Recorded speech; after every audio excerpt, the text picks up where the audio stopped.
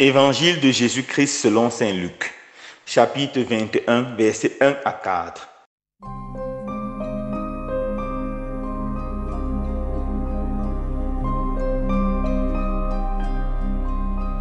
En ce temps-là, comme Jésus enseignait dans le temple, levant les yeux, il vit les gens riches qui mettaient leur offrande dans le trésor. Il vit aussi une veuve misérable y mettre 2 petites pièces de monnaie. Alors il déclara, « En vérité, je vous le dis, cette pauvre veuve a mis plus que tous les autres, car tous ceux-là, pour faire leur offrande, ont pris sur leur superflu. Mais elle a pris sur son indigence. Elle a mis tout ce qu'elle avait pour vivre. » Acclamons la parole de Dieu. Louange à toi, Seigneur Jésus.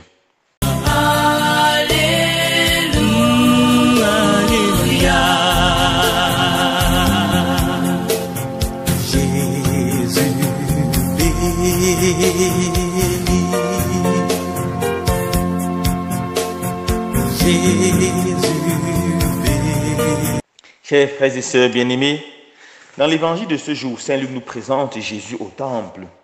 Après une discussion houleuse avec les scribes et les pharisiens, Jésus est certainement assis près du lieu où étaient déposés les paniers pour les offrandes. Notons que dans le temple juif, sur la cour des femmes, étaient disposés 13 paniers pour recevoir les différentes offrandes. Il y avait des paniers qui devaient recevoir l'offrande pour l'encens qui était brûlé en permanence dans le temple, pour les offrandes de pain, pour les offrandes d'animaux, etc., etc. Jésus était assis certainement là-bas. Et il a vu des personnes qui venaient déposer leurs offrandes. Il a noté des personnes riches qui venaient déposer de fortes offrandes, de fortes sommes d'argent. Et puis il a remarqué une veuve qui est venue donner 2 petites pièces d'argent. Notons que les pièces d'argent qu'elle a données étaient les plus petites pièces de ce moment, petites en taille et faibles en valeur. Alors Jésus fait cette remarque judicieuse. Jésus dit, cette veuve a donné plus que tout le monde, parce que tous ont pris sur leur superflu. Elle a pris sur son indigence. Pourquoi Jésus dit-il cela? Cette veuve a donné tout ce qu'elle avait pour vivre, absolument tout. Elle n'avait plus rien dans la poche. Mais nous pouvons être garantis, frères et sœurs, qu'après être retournée chez elle, elle n'est pas morte, car notre Dieu est un Dieu fidèle. Elle a tout donné et le Seigneur a pris soin d'elle. Le Seigneur l'a bénie. Voilà pourquoi son offrande est grande, parce qu'elle a tout donné. Alors, qu'est-ce qui fait la valeur de notre offrande? Premièrement, ce qui fait la valeur de notre offrande, c'est l'esprit avec lequel nous donnons. Nous devons savoir que lorsque nous donnons en murmurant, en nous plaignant, lorsque nous donnons sans vraiment le vouloir, peut-être par contrainte, lorsque nous donnons pour avoir du prestige, pour être applaudi, apprécié par les autres, notre don perd au moins 10 fois sa valeur. Lorsque nous donnons en appelant les chaînes de télévision pour qu'elles filment et diffusent, lorsque nous donnons pour que tout le monde nous applaudisse et nous apprécie, sachant que notre don perd sa valeur aux yeux de Dieu, même si nous sommes applaudis devant les hommes, Jésus dira, tu as déjà touché ta récompense. N'oublions pas, pour que notre don soit apprécié au Seigneur, il faut que notre main gauche ignore ce que donne notre main droite. Deuxièmement, ce qui fait la grandeur d'un don, c'est l'esprit du sacrifice qui est mis. Nous pouvons donner une forte somme d'argent, mais qui en fait n'est rien par rapport à notre richesse, à notre fortune. Quand quelqu'un peut donner quelque chose de pas aussi grand, mais qui lui a coûté beaucoup, qui lui a coûté cher. Le Seigneur veut voir notre sacrifice, il veut voir l'effort que nous faisons dans nos différents dons. Alors, frères et sœurs bien-aimés, chacun doit se poser la question, comment est-ce que je fais mes dons à l'Église? Ou bien, première question, est-ce que je soutiens matériellement l'Église? Le catéchisme de l'Église nous enseigne que l'un des commandements de tous les chrétiens est de subvenir aux besoins matériels de l'Église. Est-ce que je subviens vraiment aux besoins matériels de l'Église? Est-ce que lorsque je vais à l'église, je prévois toujours quelque chose pour ma quête? Est-ce que je paye mes différentes contributions, deniers des cultes, fêtes des récoltes, librement et joyeusement?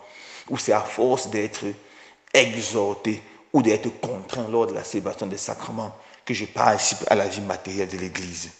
Nous devons vraiment nous poser ces questions. Deuxièmement, est-ce que je me sacrifie dans ce que je fais? Ou est-ce que je donne une petite somme d'argent pour calmer ma conscience, ou pour éviter que le prêtre ne m'embête, que les membres du protocole ne m'embêtent? Nous devons répondre à ces questions. Est-ce que je donne joyeusement, généreusement, sans murmurer et sans rechercher l'esprit de prestige? Autre question importante, est-ce que dans nos églises, nous pratiquons des dons de façon saine aux yeux du Seigneur? Est-ce que dans nos fêtes de récolte, nous ne développons pas des mauvaises attitudes pour donner, pour être applaudis, appréciés, ou pour donner, pour faire plaisir au Seigneur, pour plaire à notre roi? Nous devons réfléchir sur la façon avec laquelle nous donnons pendant nos différentes fêtes de récolte dans nos différentes paroisses. Dernière chose, frères et sœurs bien-aimés, permettez-moi de conclure en vous racontant ce petit témoignage. Témoignage d'une femme qui n'était pas riche, mais qui gagnait sa vie en vendant ses beignets. Et elle réussissait à chaque jour à avoir un bénéfice d'environ 5 000. Elle était fidèle au Seigneur et elle payait toujours sa dîme.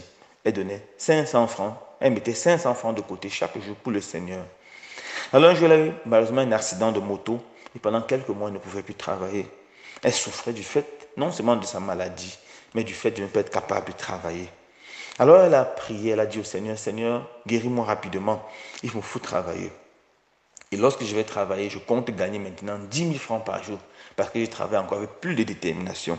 Et cette fois, je ne veux plus te donner seulement la dîme, mais je veux te donner un tiers de ce que je vais gagner. Elle a partagé cela avec son père spirituel, le curé de la paroisse. Et quelques mois après, elle était déjà en bonne santé, elle a repris le travail avec beaucoup de joie. Alors, le deuxième jour, après avoir repris le travail, elle est venue donner la somme de 20 000 francs au curé de la paroisse en lui disant, mets ça dans la caisse pour les pauvres, c'est là ma dîme. Il était surpris, il a dit, mais mon Dieu, tu as déjà gagné 60 000 en 2 jours. Elle a dit, comment vous êtes surpris? C'est ce que j'ai gagné pour les 2 premiers jours. Jésus, c'est le premier servi. Est-ce que tu croyais que c'est ce que je vais gagner le dernier jour, je vais donner à Jésus? Ce que j'ai gagné les 2 premiers jours, je donne ça d'abord à Jésus. Et ce que je vais gagner les autres jours, ça sera pour moi. Que le Seigneur donne la grâce d'apprendre à nous sacrifier pour sa plus grande gloire. Loué soit Jésus-Christ.